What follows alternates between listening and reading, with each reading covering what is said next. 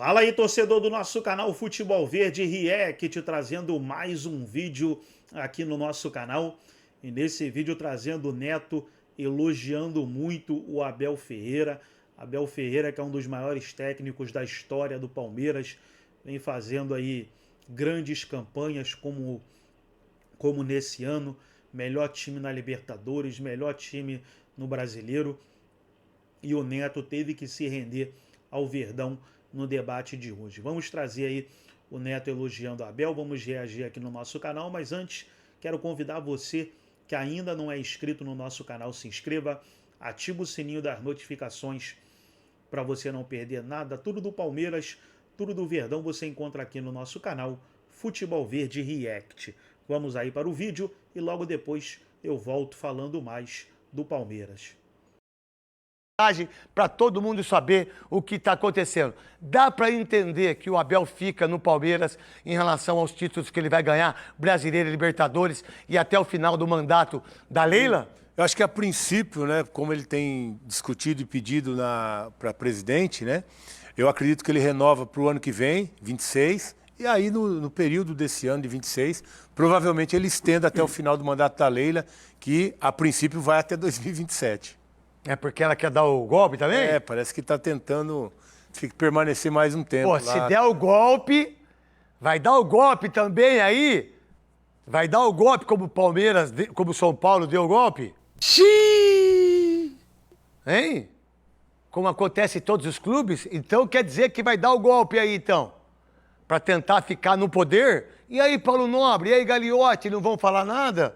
E associados? Não vão falar nada? Nossa, que legal. Então quer dizer que vai dar o golpe, então, para permanecer no poder. E quem acha que sempre teve que ter a democracia, né, tudo... vai ficar pro terceiro mandato, então? Legal, então. Souza, com a ideia do Abel Ferreira, mais um ano aí em relação... E vai ganhar título, meu irmão. Vamos ter que aguentar esse vamos cara ter que mais aguentar. Um tempo aí, vamos ter. Ganhando título, deitando e rolando no futebol brasileiro, com todo o mérito dele, que é muito bom treinador. O cara não ganha o que ganhou em tanto pouco tempo assim, as coisas que ganhou. É um cara que se reinventa, contrata jogador, sai jogador, ele consegue, demora um pouquinho, às vezes é meio teimoso, não enxerga as coisas. Qual foi o cara que ele mandou embora, que a torcida ficou brava e nós comentamos aqui? Nenhum. Nenhum. Ganha, né? Talvez só o Danilo, que eu tenha ficado um pouquinho... Ah, mas o Danilo foi negociado, Não, né? tudo Eu bem, acho que... mas ele tem força para... Eu acho que naquele momento, o Felipe Melo. Felipe Melo falava que ia ficar, ia sair, tava um impasse, a torcida gostava muito do Felipe Melo, e no final ele acabou saindo. Esquece, né? Tá nem Já aí. Já foi. Richard Rios, alguém lembra do Richard Rios? Alguém lembra do Richard Rios? Não. Do Estevão. Mas o Estevão é craque, né? É craque, mas encaixou o time sem ele. Mas só que tem uma coisa, se o Palmeiras perder o campeonato, a gente vai falar, mas se tivesse o Estevão, hein? Se não tivesse negociado esse ano, a gente fala isso. A imprensa fala isso, Paulo do Vale. A gente fala dos dirigentes brasileiros que são meia boca, mas os dirigentes... A maioria é meia boca. Mais pra meia. Mas os dirigentes europeus também, dos grandes clubes, eles não enxergarem o Abel Ferreira. O Abel Ferreira é treinador para estar no Manchester United. Não enxerga. É impressionante, não é treinador para voltar para Portugal. Era ele para ser o telefone do Benfica. Era ele para ser o treinador do Benfica, não o Mourinho. Não, Mourinho, exatamente. Mourinho foi por causa do nome. E mesmo assim o Benfica é pouco pro Abel hoje. O Abel hoje merece pelo que ele faz no Palmeiras. Aí eu não tô falando do perfil, do caráter, se eu gosto, se eu não gosto, mas o Abel é treinador de ponta da Europa hoje. Pra mim é treinador de seleção brasileira, é treinador do Manchester City. É treinador do Manchester United. Seleção portuguesa. É treinador do Paris Saint-Germain. É treinador da seleção portuguesa. Ele é comissão técnica. Real Madrid, Barcelona. É verdade isso. Aí, a inveja de quem quiser que fica. Eu não pago o pau pra ele, não gosto dele, não suporto, mas, como treinador, ele é um dos melhores do mundo. Que, por sinal, ontem foi dia do professor, né? Foi. Me desculpe aí a todos os professores, que, por sinal, nesse país, deveriam ser valorizados de uma maneira muito mais forte financeiramente, psicologicamente, todos os professores do mundo inteiro. Porque se você é médico, você deve ao professor. Se você é dentista, você deve ao professor. Se você é jornalista, você deve ao professor. Todos nós devemos ao professor, que é uma coisa excepcional, diga-se de passagem. Tem o Abel falando aí? Vamos lá, coloca ele aí. menos é mais. Já vos disse que o Brasil é um país especial e todos nós fazemos o nosso trabalho na sua função. Eu na minha, tento fazer o meu melhor, vocês na vossa também, e a pergunta é completamente legítima. É um dos jogadores jovens que nós temos ao nosso dispor, e se o selecionador nacional entender que o deve levar, está tudo certo.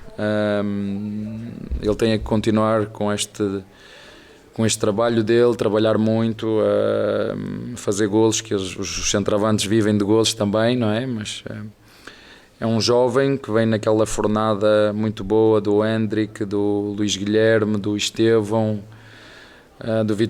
do Vítor Reis, enfim, é uma geração que eu acho que é uma geração muito boa, que tive a sorte de poder lançá-los e algum deles, e a maioria deles, poder treiná-los também e ajudá-los a crescer e a evoluir, mas sim, é uma das hipóteses.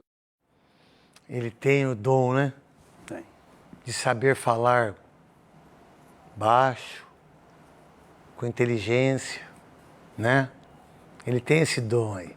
E aí, meu irmão, quando ganha, é isso. Quando perde, aí nós que somos culpados, é o comentarista que não sabe, a torcida manda. O vizinho. É o vizinho, é a tia, é a escola, é não sei o quê, que é minha mulher, meu carro, é o futebol, aquelas coisas. É esse tipo de gente aí. Vamos lá, você sabe... A bola bateu no meu braço e pênalti, né? O John fez o gol. E aí, o jogo caminhava para aquilo que eu dizia ontem aqui, não vai ser um jogo fácil, o time do Bragantino muito forte fisicamente, mas tivemos dois fatores aí que mudaram a perspectiva do jogo. Primeiro, o jogador do Bragantino sofreu um corte na cabeça, teve que ser atendido dentro do campo, teve a chamada por vários acréscimos, aí o Palmeiras se acalmou e conseguiu o empate. Cara, quando o Palmeiras empatou, o estádio se acalmou, porque neste momento o Flamengo estava ganhando o jogo e o Palmeiras estava perdendo o jogo, não é? Então, também se trabalha com essa conta, né? E aí o Vitor Roque faz 2-1 e pronto, o jogo fica mais solto. O Bragantino perdeu um jogador, já tinha feito as substituições, né? Os gols foram excelentes, bonitos, né? Plásticos de ver, o Alan entrou muito bem na vaga do Veiga. Aquilo que o Arnaldo fala, eu concordo totalmente, pensar nos detalhes é fundamental, tanto que Aníbal e Flaco jogaram, entraram, o Palmeiras foi buscá-los, né? O Martínez também entrou, o Facundo ficou no banco. Como eu disse que o Palmeiras precisaria de um banco mais robusto, e nem precisou tanto, o jogo já estava no 3-1, ali já estava definido. Mais um gol do Felipe Anderson, para mim é o maior destaque após ou junto com Flaco e Roque, é o futebol do Felipe Anderson, que cresceu muito, mas absurdamente. Cresceu demais o futebol dele. E também esse novo componente que o Palmeiras ganha, né? A ponto de se discutir na porcosfera se o Murilo deve ser titular do Palmeiras ao invés do Bruno Fux. Então, aos poucos, o Abel conseguiu encontrar soluções. O elenco é bom, é forte, é um time bom. E acho que o Palmeiras... nesses anos todos aí de enfrentamento contra o Flamengo, principalmente jogando no Maracanã, onde o Palmeiras geralmente vai mal contra o Flamengo, não tem oportunidade melhor do que essa. O Palmeiras está bem, o time é bom, está bem trabalhado, bem entrosado, como disse o Alan. Achou uma forma de jogar onde os jogadores se encontram em campo e vai ter condições de enfrentar o Flamengo. Que tem um centroavante que joga sinuca, né? O Pedro é um jogador de sinuca. E o Vitor Roque é um jogador de boliche, impressionante. Ele vai para o strike, carrega tudo que tem pela frente. São dois estilos diferentes. Enfim, só se pensa naquilo, só se fala naquilo e o jogo acaba ficando em segundo plano. Foi uma excelente entrevista coletiva do Abel. Não pitucou a torcida, não falou de... né, eu perdoo, mas não esqueço... exaltou a torcida lotou o estádio dentro da capacidade que tinha, né? Como vocês estão vendo, tinha um palco lá atrás. E o Palmeiras conquistou um resultado muito importante, tá? Então, para o jogo contra o Flamengo, ele coloca uma perspectiva durante o jogo que em algum momento você pode olhar para o relógio e falar, deu aqui, acabou, não tem mais jogo, vamos em frente. E só também porque, como bem disse o Abel, e está fazendo questão de dizer o Felipe Luiz, tem muito jogo pela frente. O Palmeiras tem um jogo atrasado, que é um clássico na Vila contra o Santos, e o Flamengo tem um Sport na Ilha do Retiro. Então, essa diferença pode ser tirada ou diminuir bastante até o final, sem contar ainda com as questões de Libertadores, né? Porque é possível, sim, que o jogo contra a LDU saia do Equador, tá? Ainda não está definido. Mas, por enquanto, não houve nenhum movimento. Mas o que a gente ouve é que existe essa possibilidade. E o Flamengo tem o Racing, semifinal de Libertadores. Depois o Palmeiras tem um adversário disparadamente mais difícil, que é o Cruzeiro. E o Flamengo, talvez pela logística, possa sentir alguma coisa, mas o Fortaleza está praticamente entregue aí na competição. Então, o jogo vale muito e vale muito, muito mais para o Palmeiras, que precisa de uma atuação neste nível contra um adversário do mesmo nível dele, ou um pouquinho superior até em termos técnicos, que tem o Flamengo, né? Então, o Palmeiras gerou muita desconfiança em cima do trabalho do Abel por causa de confrontos contra o Flamengo ano passado, na Copa do Brasil, Libertadores, Botafogo, jogos fora de casa. Esse ano ele conseguiu reverter isso, o desempenho do Palmeiras fora de casa é muito grande, mas ainda resta a questão G6, né? Que ainda está aí. O Palmeiras jogou com o Bahia, perdeu as duas, jogou com o Mirassol, perdeu uma, jogou com o Cruzeiro fora, perdeu, jogou com o Flamengo em casa, perdeu, né? E tem agora a possibilidade de enfrentar o Mirassol, que é o quarto colocado, o Flamengo fora e o Cruzeiro em casa, o Mirassol também. O jogo vai ser fora de casa. Muito bem. Arnaldo. Diga. 5-1. Daqui a pouco a gente vai falar do Flamengo, mas é inevitável, né, juntar uma coisa com outra. É inevitável. Eu acho que o Palmeiras atingiu o nível do Flamengo. O Flamengo tinha atingido antes esse nível nessa temporada. O Palmeiras já atingiu e hoje joga melhor que o Flamengo. E fez nesse recorte até o confronto direto o que a gente esperava. Talvez com duas ressalvas. Uma que ele ganhou e a outra que ele perdeu. Ele ganhou do São Paulo sem jogar bem durante boa parte do tempo e perdeu para o Bahia. Nesse meio tempo, o Flamengo oscilou bastante. O Flamengo também perdeu para o Bahia. O Flamengo empatou com o Grêmio. O Palmeiras, contra os adversários mais frágeis em casa, triturou, independentemente da escalação, independentemente da presença da dupla, independentemente do Lucas Evangelista e tudo mais, né? O Palmeiras conseguiu, como disse o Alan, o Mancini repetiu aqui, uma forma de atuar, uma sincronia, e passou a ser o time a ser batido, o time do consumo externo, o time que separa para ver e tudo mais. Essa situação para domingo, e acho que é uma das dúvidas que eu tenho, a condição da tabela, acho que o Palmeiras atingiu o conforto, não é um relaxamento, mas é um conforto para atuar no Rio com 3 pontos de vantagem e as vitórias a mais que deixaria o Palmeiras líder até com uma derrota, o que pode acontecer. A minha dúvida para domingo é como o Palmeiras vai enfrentar o Flamengo, de que forma, qual a estratégia para esse jogo.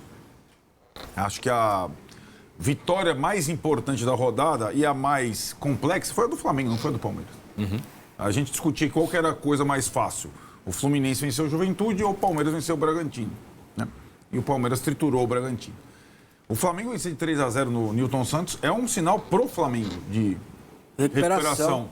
O 3-0 para mim é maior que o 5-1. Pois é, claro, maior. Evidente. No campo do adversário. Sim. Também acho. Toda, não tem nem comparação, né? Não, acho que E acho que do lado de lá, o Flamengo vai com o Pedro recuperado, com alguns jogadores descansados que não atuaram, que não foram utilizados no sintético, o Felipe Luiz estudando. Como você consegue ver a entrevista coletiva do Felipe Luiz, você vê nas palavras dele essa situação do Palmeiras ser o time a ser batido no campeonato.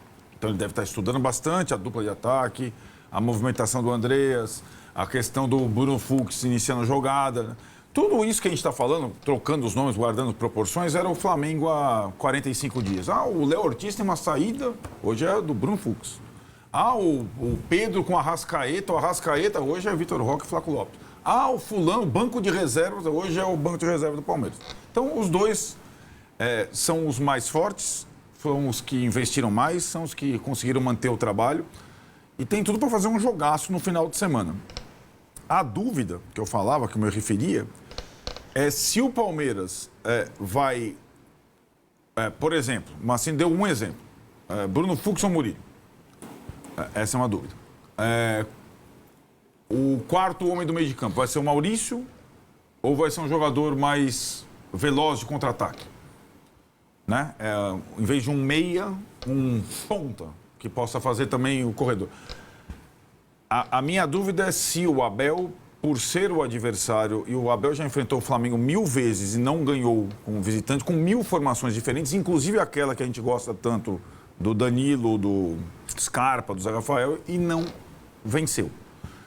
E acho que ele nem precisa vencer, mas acho que a situação é como ele vai atuar, né? Como ele vai armar a sua estratégia. E o Abel falou bastante sobre isso na coletiva. Né? Lembrou da série sem vencer o Flamengo, lembrou do que é jogar no Maracanã e tudo mais. Acho que o nível de confiança dos jogadores do Palmeiras hoje ele é indiscutível. Qualquer um que entra com confiança, isso faz toda a diferença. Arriscar a tabela, arriscar chute, arriscar a inversão de bola.